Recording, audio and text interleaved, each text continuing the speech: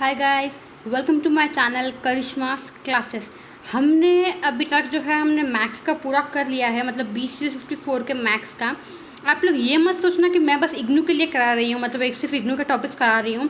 ये जो मैं आपको टॉपिक्स करा रही हूँ, ये सब टॉपिक्स जो है BCA के जो भी स्टूडेंट्स होंगे सबके लिए काम आएंगे। क्योंकि भाई कोई भी कॉलेज हो, BCA जो होगा उसका सिलेबस में ये जो टॉपिक्स मैं आपको पढ़ा रही हूँ, ये टॉपिक्स वो ज़रूर आते हैं। तो इसलिए आप लोग ऐसे मत समझिए कि सिर्फ इग्नू के लिए स्पेसिफिकली हैं ये वाले वीडियोस। ये वीडियोस हर BCA स्टूडेंट्स के लिए हैं जो भी BCA कर रहे हैं। तो चलो इस वीडियो को स्टार्ट करते हैं। अगर आपको ये वीडियो अच्छी लगे तो चैनल को लाइक, सब्सक्राइब और शेयर ज़रूर कर देना और बेल आइकन को ज़रूर क्लिक करना, जिससे कि मेरी जो भी नई वीडियो होगी वो आप लोग को मिल जाएगी। चलो इस वीडियो को स्टार्ट करते हैं। हमने जो है मतलब मैथ्स का हमने पूरा कर दिया था BCA 54 का। अब हम देखते हैं BCA 51 introduction to software engineering.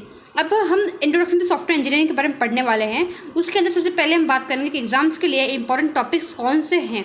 मैं स्टार्ट इससे कर रही हूँ। इसमें मैं आपको क्वेश्चन पेपर से बताऊँगी और इन सब के अलग अलग वीडियोज़ में मैं आपको मतलब बताऊँगी। ठीक है, तो चलो हम स्टार्ट करते हैं कि इंपॉर्टेंट टॉपिक्स कौन कौन से हैं एग्जाम्स के लिए। ये टॉपिक्स आप लोग बिल्कुल मिस मत करना। इन सब में से आप लोग को कम से कम 30-40 मार्क्स तो एकदम आसानी से आ ही जाएंगे। मतलब कुछ टॉपिक्स बहुत मोस्ट इंपॉर्टेंट है और बाकी के टॉपिक्स जो उनमें से लगभग 50% क्वेश्चन ज़रूर आएंगे। चलो स्टार्ट करते हैं। देखो, मेरे इंपॉर्टेंट टॉपिक्स में सबसे पहले मैंने बोला है SRS, सिस्टम रिक्वायरमेंट स्पेसिफिकेशन।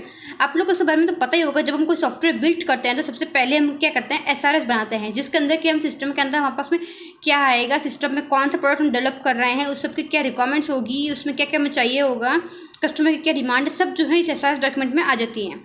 तो सबसे पहले इसका क्वेश्चन जो है पक्का आएगा, वो भी 10 मार्क्स का क्वेश्चन, तो ये होगा ही होगा। ठीक है, तो इसलिए इस टॉपिक को बिल्कुल मिस मत करना। नेक्स्ट हमारे पास में है जेंट चार्ट। जेंट चार्ट बनाने के लिए भी हमको क्वेश्चन में दिया हुआ होता है कि एक जेंट चार्ट बनाइए। मतलब अब ऐसे दिया होता है जैसे ऑनलाइन एजुकेशन सिस्टम के लिए जेंट चार्ट बनाइए। इस टाइप के क्वेश्चन जो हमारे आते हैं, तो ये जेंट चार्ट, ये इसका भी आप लोग ध्यान रखना कि भाई जेंट चार्ट हम कैसे बनाते हैं। नेक्स्ट हमारे पास में आ गया यूज़ केस डायग्राम। आपने देखा ही होगा इस बुक के अंदर हमारे पास में यूज़ केस डायग्राम ये सब हमारे इसमें है। तो आप लोग इन डायग्राम को मत छोड़ना, यूज़ केस डायग्राम भी आप लोग ज़रूर पढ़ना। 10 मार्क्स के क्वेश्चन तो पक्के है ही हैं इस एग्जाम के अंदर। जो लगभग क्वेश्चन जो होगा 10 मार्क्स के क्वेश्चन होंगे, इसलिए एक भी टॉपिक को मिस मत करना। नेक्स्ट हमारे पास में है डेवलपमेंट मॉडल्स। मतलब कि हम सॉफ्टवेयर डेवलप करते हैं तो उसमें डेवलपमेंट मॉडल्स क्या क्या होते हैं वो हैं, जैसे कि इसके अंदर हमारे पास में प्रोटोटाइपिंग मॉडल आ सकता है, RAC अप्रोच आ सकता है, स्पायरल मॉडल आ सकता है, वाटरफॉल मॉडल आ सकता है। इस टाइप के जो मॉडल्स होंगे वो इस डेवलपमेंट मॉडल्स में आ जाएंगे।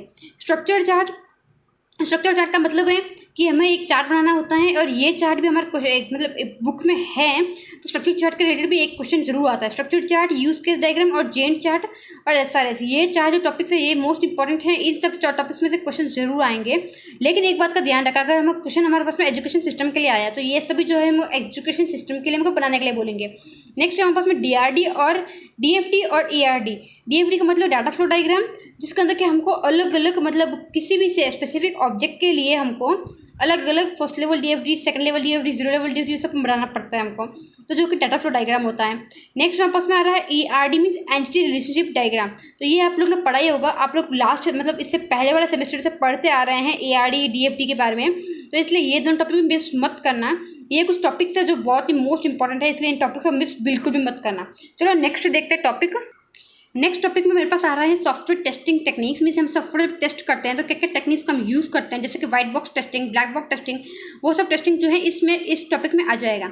नेक्स्ट है हमारे पास में टेस्ट केसेस। तो टेस्ट केस भी हमारे पास में एग्जाम में क्वेश्चन आ चुके हैं, मैंने पिछले साल के क्वेश्चन पेपर्स देखे हैं, उसके अंदर टेस्ट केसेस आ चुके हैं, कोहेंशन एंड कपलिंग आ चुका है, टाइप्स ऑफ टेस्टिंग आ चुके हैं। टाइप्स ऑफ टेस्टिंग के अंदर हमारे पास में व्हाइट और ब्लैक बॉक्स टेस्टिंग आते हैं। इसके अंदर हमारे पास में डिफरेंट मॉड्यूल्स भी आते हैं, जैसे कि यूनिट टेस्टिंग आ सकता है, और वो क्या बोलते हैं, रिकवरी टेस्टिंग आ सकता है। इस तरह से अलग अलग टाइप से टेस्टिंग आ सकते हैं, वो आप लोग मत छोड़ना, आप लोग इसको ज़रूर पढ़ना। डिबगिंग के लिए हमारे पास में एक अलग से चैप्टर है जिसके अंदर हमारे पास में डिबगिंग के बारे में आया हुआ है। तो इसमें डिबगिंग के स्ट्रैटेजीज और वो सब जो भी होंगे आप लोग एक बार उसको पढ़ लेना, उससे रिलेटेड क्वेश्चन भी हमारे एग्जाम में आ सकते हैं। नेक्स्ट हमारा जो है वो है different phases of the SDLC means software development life cycle. मतलब अगर हम सॉफ्टवेयर डेवलप करते हैं तो हमको क्या क्या उसमें ज़रूरत पड़ती है। जैसे कि हम बोल सकते हैं कि रिक्वायरमेंट एनालिसिस हो सकता है, नेक्स्ट हम बात कर सकते हैं कि डिज़ाइन होगा, देन कोडिंग हो जाएगी, फिर टेस्टिंग होगा और फिर उसका मेंटेनेंस होगा। तो आपको पता ही है कि सबसे पहले हम रिक्वायरमेंट्स क्या क्या होती है उसके लिए हम एसआरएस बनाते हैं, उसके बाद में हम क्या करेंगे, उसका एक अलग से डिज़ाइन बनाएंगे जिससे कि हम पता चलेगा कि हमारा सॉफ्टवेयर किस तरह का दिखेगा। फिर उसमें हम कोडिंग करके उसको मतलब बनाएंगे, कोडिंग करेंगे, फिर उसको बनाए तो जब बना देते हैं उस पर हम क्या करेंगे, टेस्टिंग परफॉर्म करते हैं और फिर टेस्टिंग परफॉर्म करेंगे तो हमको जो है उसमें कोई एरर है कि नहीं हमको पता चल जाता है। उसके बाद में जब अगर किसी सॉफ्टवेयर के अंदर हमको कुछ भी अपडेट लगाना होता है तो फिर वो मेंटेनेंस के द्वारा हो जाता है। नेक्स्ट हमारे पास में है पर्ट चार्ट। तो ये PERT चार्ट जो है, ये चार्ट भी आप लोग एक बार देख लेना, इससे रिलेटेड क्वेश्चन भी आ सकता है एग्जाम के अंदर, मत छोड़ना ये टॉपिक्स को।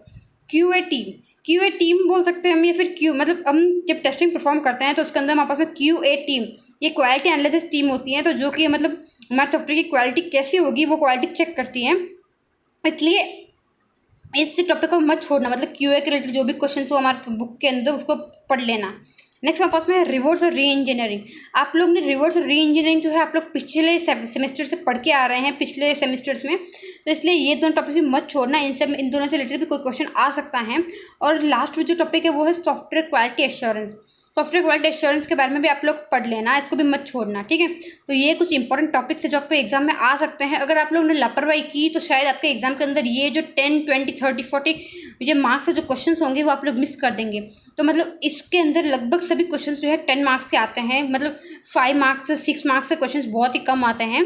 तो इसलिए आप लोग जो है, मैंने आपको जो मोस्ट इंपॉर्टेंट टॉपिक्स बताए हैं जो कि स्ट्रक्चर चार्ट है, SRS हैं, जेंट चार्ट है, पर्ट चार्ट है, ये सब चार्ट जो है आप मत छोड़ना, ये सब आप लोग एक बार ज़रूर करना। मैं इसके रिलेटेड भी जो वीडियो हो गए वो मैं आप लोग के लिए अपलोड कर दूंगी, जिसके अंदर कि मैं आपको लोग को बताऊंगी कि SRS हम कैसे डेवलप करेंगे, जो कि सबसे ईजी तरीके से मैं आपको बताऊंगी।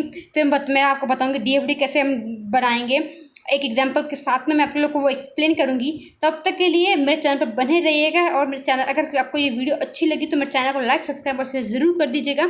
और मेरे जो भी नए आने वाली वीडियोस हैं उसके लिए आप लोग तैयार रहिएगा। तो thanks for watching my video, और बेल आइकन को ज़रूर क्लिक करिएगा जिससे कि मेरी जो भी नई वीडियो होगी आप लोग को मिल जाएगी। Thank you and all the best for the exams.